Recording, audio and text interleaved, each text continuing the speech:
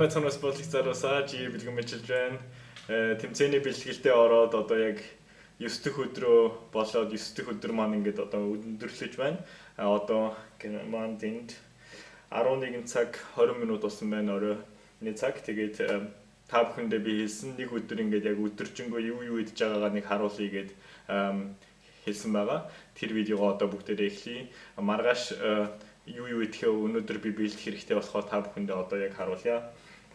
Хамгийн эхлээд зөвлөх зүйл нь болохоор яг үнэхээр та калори хэмждэг үе болохоор одоо дэглэм барьж авах үедээ хэдэн грамм юу идэж байгаагаа хэрэглэхийн тулд яг граммны жин хэрэгтэй.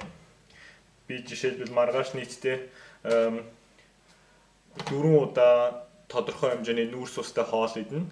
Тэрнийх нь 3 хоолыг нь одоо яг хоолныхоо нүүрс усыг одоо бэлтгэж байна.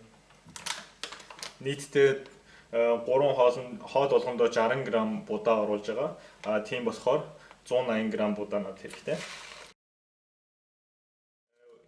Яагаад 180 г гэхээр би өглөөний цайндаа би 60 г будаа whey уурагтай идэнэ. Уг нь бол дандаа овёс иддэг байсан. Одоо яг дэглэмдээ ороод овёс биш одоо будаа идэх юм бол будаа нь арай калори багтай байдаг болохоор будаа идэж байгаа. Тэгээд өдрийн цагаар 60 г идэнэ. Үдээс хойш 60 г идэнэ. Тэгээ орой бас 60 г идэнэ. Гэхдээ оройныхоо хоолыг тусад нь хийх болохоор одоо яг 3 хоолны 180 г будаа чамдж байна.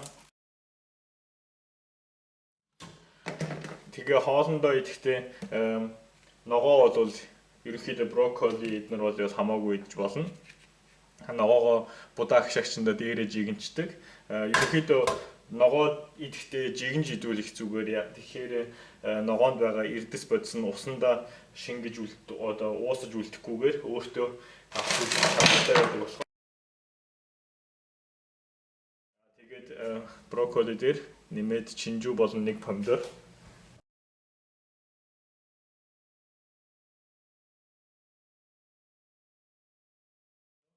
Нийтдээ 300 г, өөрөөр хэлбэл тус 150 г дахианы цээж идэнэ.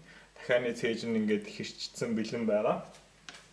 Дахианы цээжээс харахтаа би кокосны тосыг ашигладаг.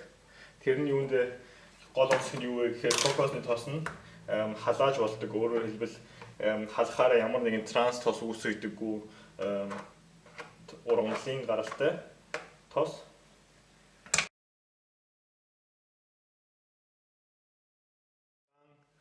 Цагаангаа одоо ерөнхийдөө маш их хэмжээгээр идэж байгаа хоолндоо хэрчсэн байгаа. Цагаангааны гол онцлог нь болохоор ерөнхийдөө цагаангаа болон улаан одоо халуун ногооны гол онцлог нь болохоор тэр нь ходоодонд ороод ходоод нь боловсруулах явцдаа халуун ногоо гэж ярьдаг үгээс яг тэр үгээрээ халуун болгодог биеийг. Тэгээ биеийн халуун байдлыг бие буцаагаад хөргөхийн тулд энерги зарцуулдаг. Тэгж энерги нэмэлтээр зарцуулснараа та ерөнхийдөө илүү энерги хоол шингээх явцдаа зарцуулах буюу эцэст нь энэ ерөнхийдөө өөх хайлуулах процесст ач тус өгнө гэсэн үг.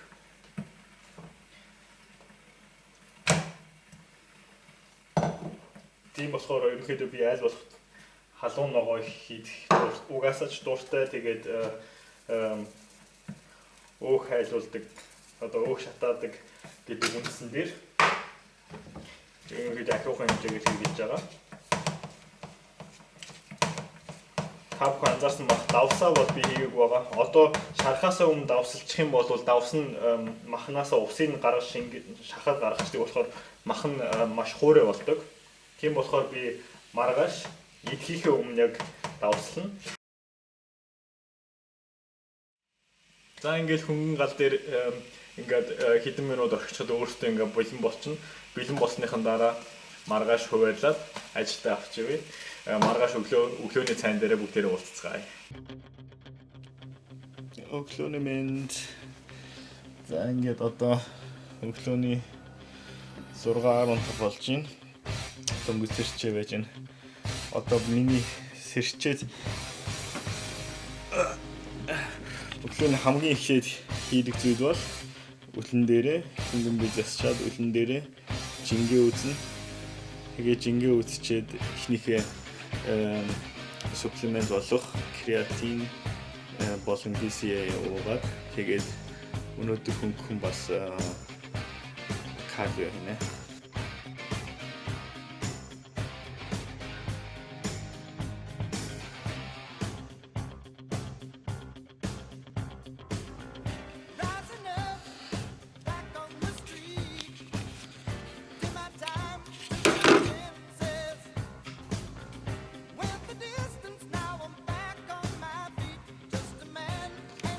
За өнөөдрийн чинь 75-800 Өвгийн 75 500 75 200 300 байсан чинь буцаад жоохон нэмсэн байна. Гэхдээ энэ бол жирийн өдөр болгон хэмжиж байгаа тохиолдолд бол хэмжих юм байх.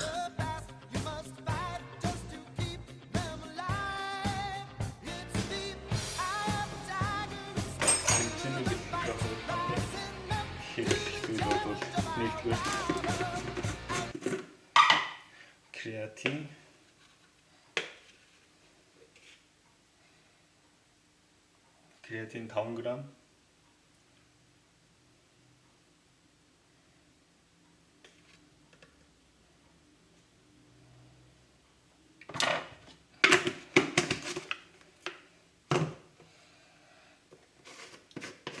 Тэгээд креатин шууд BCAA-тэй холно.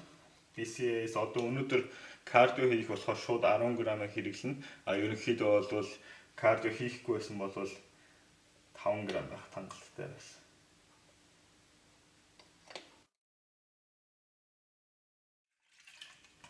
За креатин болон BCAA тэгээд дагуулад green coffee гэдэг энэ дотроо хром болон янз бүрийн бодисын солилцоог өглөөнөөс нь шууд идэвхжүүлдэг хэрэгтэй зүйлсүүдийг оруулсан байгаа.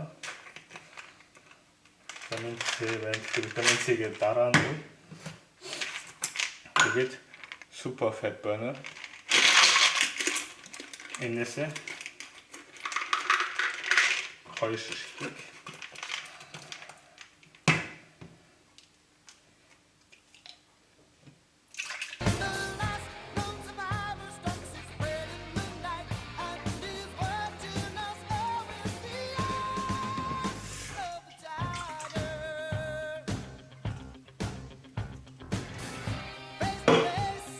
За одоо эхлээд кардио гоё.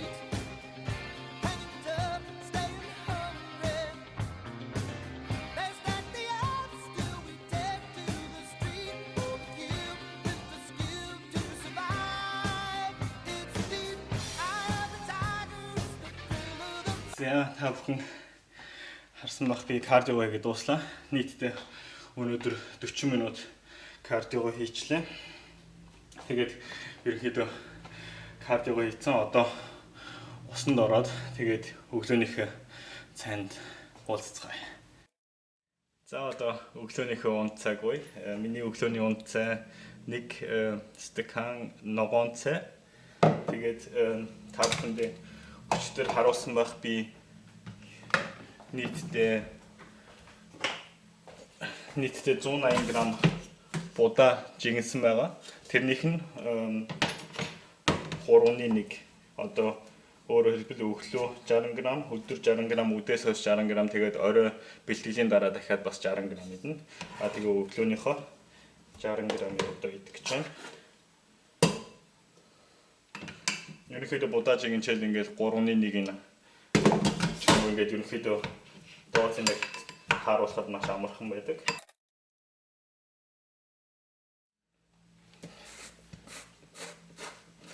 Жаран грамм будаага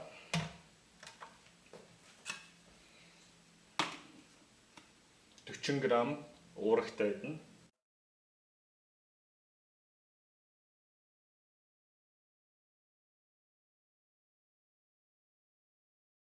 Ингээд энийг дахиад устай холиод одоо ингээд сайн нухаад нухаж шулгаж идэнэ. Ерөнхийдөө өглөө цагаан будаа иддэг бол жирийн үзэгдэл биш. Гэхдээ өмнө нь ерөнхийдөө би дэглэмд ороогүй байх үедээ бол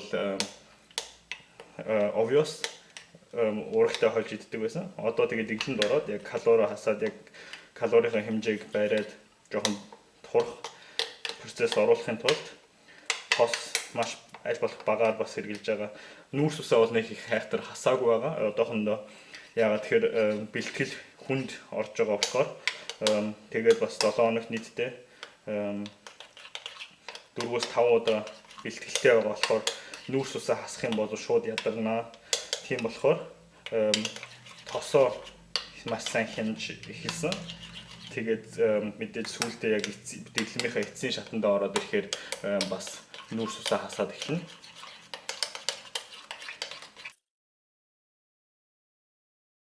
Та бүхэн харж байгаа.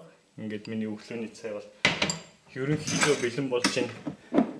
Нэмээд ахлах дуртай зүйл гэх юм бол өглөө ялангуяа чихэрлэг юм үнэхээр идэх сонирхолтой. Тэгээд байгаад ах юм бол би энэ cinnamon гэж ярьдаг, англиар эсвэл германаар цэмт гэж ярьдаг. Монголоор сая интернетээр харсан шанцаа гэдэг юм байна. Үнэн үгүйг сайн мэдэхгүй байна. Google-ээс харсан чинь. Энэс дээр нь жоохон цацаад идэхэд ханг болно. Энэ бол ямар ч юм элдв калори байхгүй, сөрөг нөлөө байхгүй. За ингээд өглөөний цай маань бэлэн боллоо. Тэгээ өглөөний цайндаа дагуулад витамин С дархлаас сайн байдлын тулд витамин С-нээс нэг шишгийг тэгээд CLA гэдэг conjugated linoleic acid гэж тавтандаа хэлсэн байгаа ач тусынхан талаар тэрнээс бас нэгийг цайр бас яг одоо ерөнхийдөө эндгээрх зүйлүүдийг хэрвээ та бэлтгэл одоо дэглэн бариагүй тохиолдолд витаминлэг хоол хүнсээ ногоогоор юм уу овёстой ч юм уу ингээд эрдэс бодис маш ихтэй хоол хүнсээ идээд авах юм бол заавал нэмэлтээр ууж идэх шаардлагагүй. Одоо би яг калори яг хассан калорийнхаа хэмжээг тааруулахын тулд бүх юм нарийн барьж байгаа болохоор хэрэгжилж байгаа. Цайр жишээлбэл одоо энэ нэг ширхэг нь 25 мг-тай нэлээд дээд дозтой. Тэгээд дагуулаад үе мөчөө хамгаалахын тулд одоо бэлтгэл хийгээд хүнд байгаа цагт үе мөчөө хамгаалахын тулд глюкозамин, хондроитин гээд энэс бас нэг шишгэг. Витамин D бол ерөнхийдөө бас булчин үүсгэх процессыг маш сайн дэмждэг гэдгээр алдартай. Тэгээд дархлаас хажуулдаг. Витамин D-гээс 2 шишгэг. Би одоо энэ суплементүүдээс тэдэн ширхэг гэж хэлж байгаа ч гэсэн хүмүүс яг хэрэглэхдээ яг бүтээгдэхүүнээс шалтгаалаад ямар дооцтой бүтээгдэхүүн авч байгаа шалтгаална. Одоо жишээлбэл цайр энд одоо 25 мг-тай одоо тэгээд маш дээд цэг дээр болохоор нэг ширхэг байх хангалттай. Хэрвээ өөр газараас 15 мг-тай эднэрээр хэрэглэх юм бол 2 мэдээж 2 ширхэг хэрэглэнэ. Тэгээд эцэст нь витамин D-гээ шингээгээд бидэд оруулахын тулд бас биеийн шархлааг бууруулах, дархлаа сайжруулах тал дээр омега хэрэгтэй. Омега дээр болохоор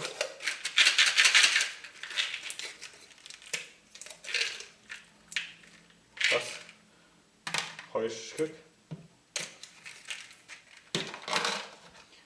За ингээл өглөөний цайнд уух бэлтгэлийн суплементүүд бэлэн боллоо.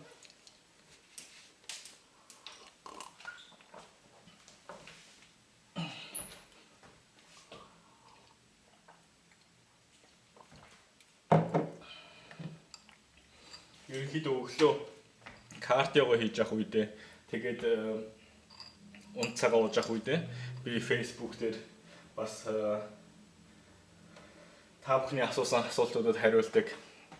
Өөрөөр хэлбэл ажил дээрээ маш их зав багтаа байдаг болохоор ерөнхийдөө Германы өглөөд гэдэг чинь Монголын үдээс хойш өдрийн цагаар би аль болох та бүхний асуултуудад хариулахыг хичээдэг.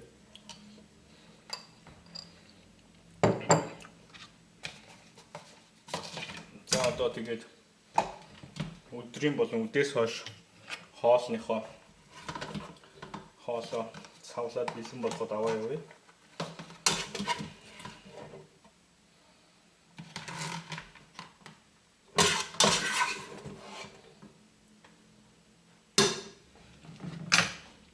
Өчигдөр та бүхэн харсан байх чинжүү, брокколи, цэцэг байцаа тэгээд помидор бас нисэн байгаа.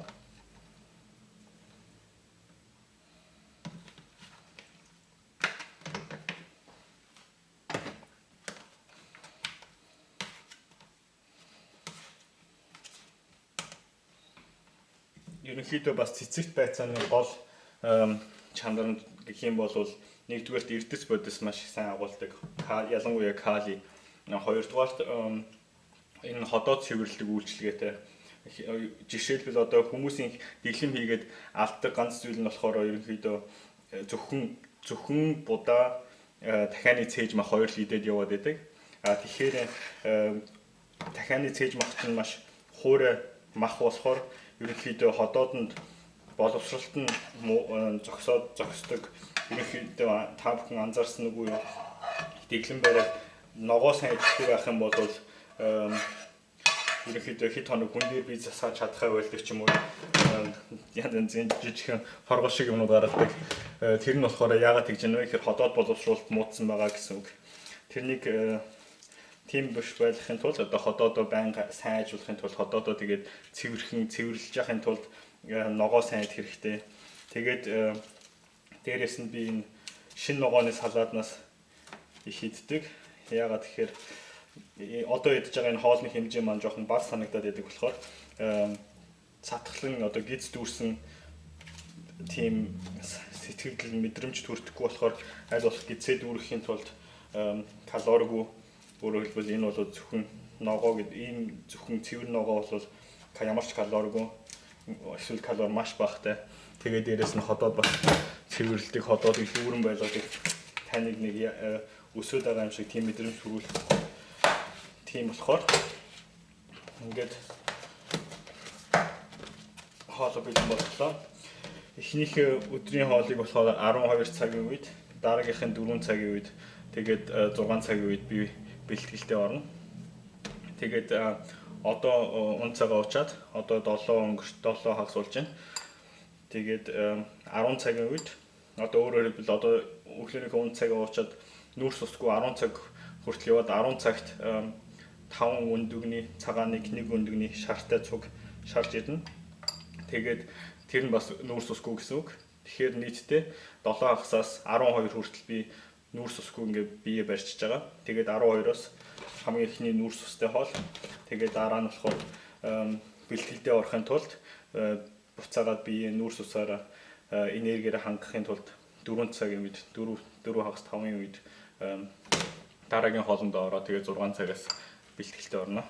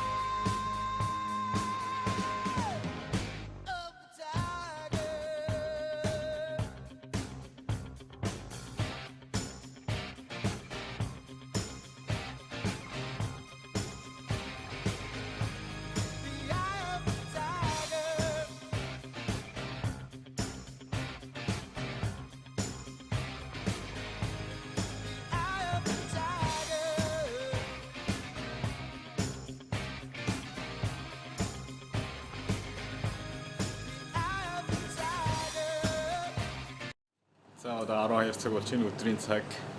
Өдрийн цайны цаг болж байна. Манай хамт ажилладаг найзууд маань бүгдээрээ Кванз руугаа явцгаасан. Би ганцаархнаа одоохондоо хоолой бэлтэж байна.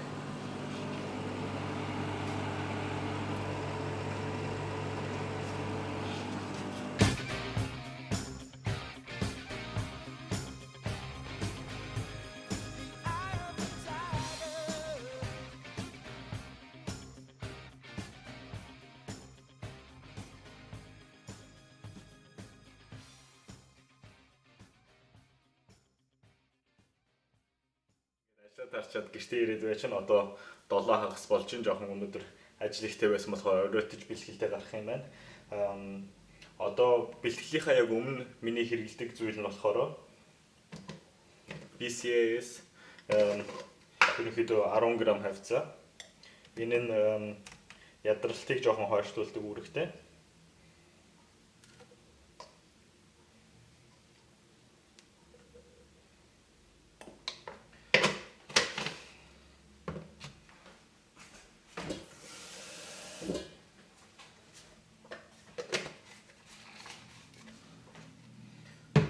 Тэгээд ногоон кофеноос одоо өөхөө хайлуулах хэрэгтэй байгаа болохоор ерөнхийдөө бэлтгэл болгон дээр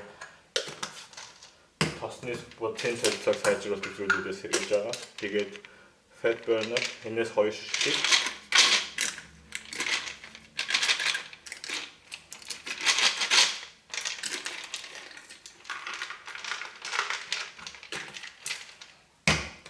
өнөөдөр жоохон оройтж бэлтгэлдээ орж байгаа болохоор ирч хүчтэй байхын тулд кофеин болон тауринаас нэг ширхгийг хэрэглэж байгаа. Тэгээд дээрэс нь жоохон булчингаа сайн хөөлөхийн тулд аргинин гэсэн энэ 2 ширхгийг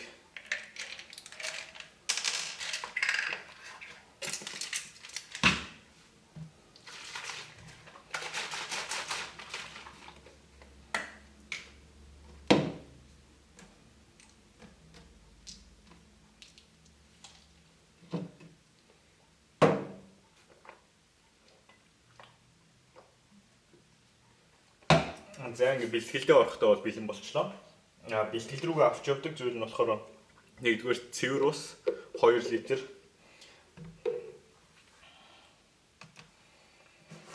Тэгээд бэлтгэлийнхаа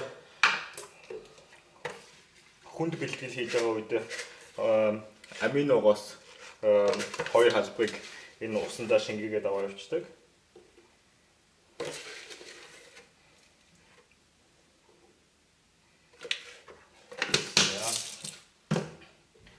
Энэ бол бэлтгэлийн дундуур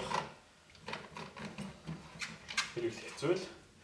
Тэгээ бэлтгэлийнхаа дараа болохоор бэлтгэлийнхаа дараа би шууд whey уураг уудаг.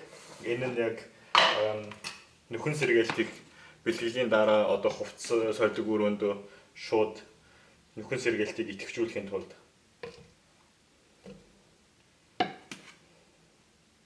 40 г яг байх хангалттай. Whey уурга би креатин 5 г креатинтэй бэлтгэлийн дараа ууж байгаа одоохондоо. Энэ нь болохоор яг бас л бэлтгэлийн дараа бүх алдсан бүх юма нөхөж сэргээхийн тулд хурдан сэргээхийн тулд хэрэглэнэ гэсэн үг. Тэгээд энтэйгээ нэг алим өнөдөр идэн заримдаа нэг банан идэж байгаа, заримдаа нэг алим идэж байгаа. Хамгийн гол нь баг зэрэг нүүрс ус яг бэлтгэлийн дараа шууд хэрэглэх юм бол нөхөн сэргээлтийг идэвхжүүлэхэд өөрөөр хэлбэл цусаар чихэр бас тодорхой хэмжээгээр гүйж байж иж уургийг амино болгоод амино нь очих газраа очихын тулд бас транспорт хийхэд баг зэрэг нүүрс ус хэрэгтэй байдаг. За ингээл одоо яг бэлтгэлдээ гарах бэлэн болоо. Өнөөдөр би цээжний дасгалаа хийн. Тэгээд бэлтгэлээсээ хурж ирээд та бүхэндээ бэлтгэлийн дараа юу хийхээ харуулъя.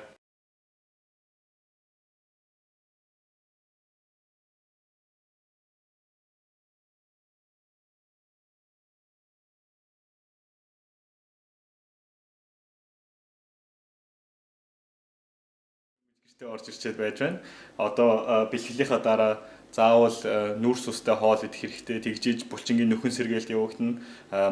Тэгжиж бас булчингийн алдалт буюу одоо катаболизм гэж яригддаг. Булчингаа энерги болгох тэр явцын эсрэг заавал нүүрс ус бэлтгэлийн дараа идэх шаардлагатай байдаг. Тэгээд ерөнхийдөө өдөртөө шатаасан калорийн хэмжээ, эзэн калорийн хэмжээс их байгаа цаг та турж байгаа гэсэн үг. Тийм болохоор булчингаа хамгаалахын тулд нийтдээ ер нь бол нүүрс усаа нэг хасахгүйгээр зөвхөн калорийнхаа хэмжээгээр хэмжээд өөхөө хайлуулаад явна. Одоо та бүхэн анзаарч байгаа бах. зөвхөн 300 г төмс, 2 чинжүүг нарийн хэрчээд төмсөө амтад улаан чинжүүгийн нунтаг болон улаан перцээр амталсан байгаа. Одоо энэ нь 180 градус дээр дөхөөнд ямар ч цус илүү юм оруулахгүйгээр шууд 15 минут хийхэд хангалттай. Орой хоолойн бэлэн болж байна. Өнөөдөр жоохон нэлээд оройтсон болохоор одоо 11 болох чинь. Тийм болохоор өнөөдөр маш хөнгөн шингэчгээр уураг идэхээр боллоо. Тэр нь болохоор ингээд савлцсан загас 125 г загас. Тэгээд төхөөнөөс гарч ирсэн 300 г төмс. Тэгээд чинжүүтэй. Ингээд энийг эдчихэд жоохон амарч байгаад яг унтахынхаа өмнөх нь глутаминаас 5 г уучна. Тэгээд өнөөдөртөө ингээд болж байна. Тэгээд энд дараагийн маргаашийн хоол яг дахиад 180 г будааж ханагдчихээн. Тэгээд ерөнхийдөө өдөр болно ингээд хоолоо хийгээл идэл маргааш нь хоолоо хийгээл тэгэл явчих тийм да. За та бүхэнд амжилт хүсье.